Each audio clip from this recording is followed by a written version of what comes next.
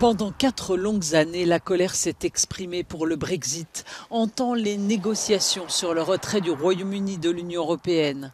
Comment les Irlandais pouvaient-ils continuer à bénéficier de la libre circulation entre le nord et le sud si ces routes étaient désormais censées être la frontière du marché unique européen?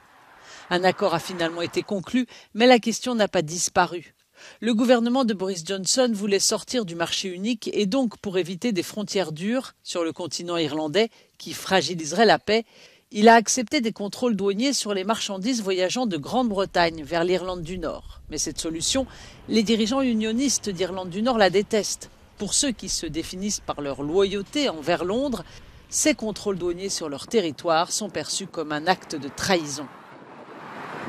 Le vice-président de l'Union européenne, Maroš Šefčovič, a proposé des mesures visant à réduire de 80% les contrôles douaniers.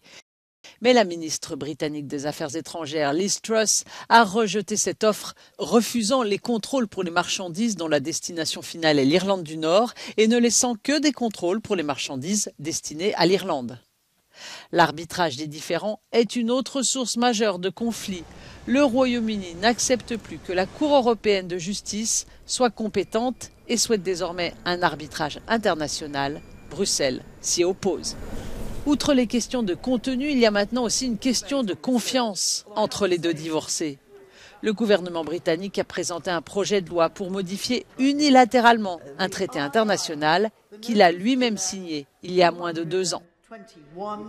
Résultat, l'Union européenne a lancé une procédure judiciaire contre le Royaume-Uni pour violation du droit international.